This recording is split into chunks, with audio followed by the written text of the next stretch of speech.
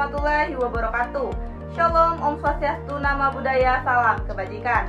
Perkenalkan, nama saya Anita Fitriani dengan NPM D1C023010. Saya dari Prodi Jurnalistik Fakultas Ilmu Sosial dan Ilmu Politik Universitas Bengkulu. Pada video kali ini saya akan membahas materi mengenai manajemen media cetak, yang dimana tujuan saya membuat video ini untuk memenuhi UTS mata kuliah manajemen media massa. Langsung saja ke materi yang pertama, yaitu apa sih pengertian dari manajemen media cetak. Nah, jadi manajemen media cetak itu adalah pengelolaan berbagai informasi yang dimuat dalam media cetak, termasuk pemilihan, penyuntingan, penataan, dan distribusi konten yang sesuai dengan audiens dan tujuan media. Selanjutnya itu materi yang kedua ada peran manajemen media cetak, yang dimana di dalam media cetak manajemen sangat penting karena mempengaruhi kualitas dan relevansi konten yang diterima pembaca. Sebuah media cetak harus memastikan informasi yang disampaikan tidak hanya akurat, tetapi juga menarik dan sesuai kebutuhan dengan audiens.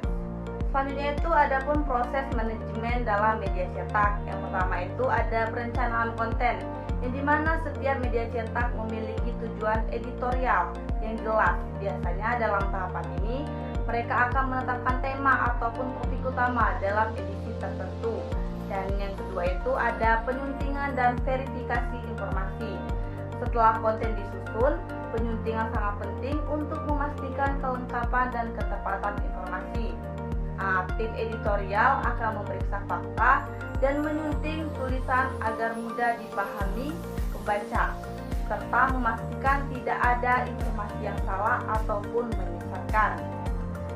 Dan yang ketiga itu ada penataan konten. Penataan atau layout adalah tahap selanjutnya, di mana desain visual menjadi sangat penting. Pengaturan gambar, judul, dan teks harus dibuat menarik dan mudah dipahami agar pembaca tidak merasa bosan. Selanjutnya itu ada keterlibatan tim redaksi, yang dimana tim redaksi ini adalah pusat dalam manajemen media massa. Tim redaksi berperan dalam menentukan isi setiap edisi berdasarkan kebijakan media dan masukan dari audiens tersebut. Selanjutnya itu ada evaluasi konten.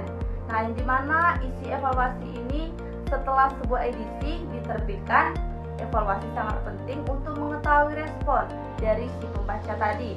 Media cetak harus dapat menilai seberapa efektif informasi yang disampaikan dan bagaimana itu mempengaruhi pembaca.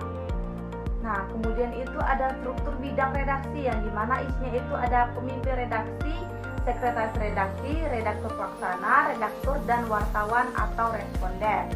Nah, yang seiring jalannya waktu, media cetak harus memperbarui dan menyesuaikan konten berdasarkan perubahan preferensi pembaca, isu sosial terkini, dan perkembangan teknologi yang semakin canggih. Nah, materi yang keempat itu ada tantangan dalam manajemen media cetak. Yang pertama itu keterbatasan waktu dan sumber daya.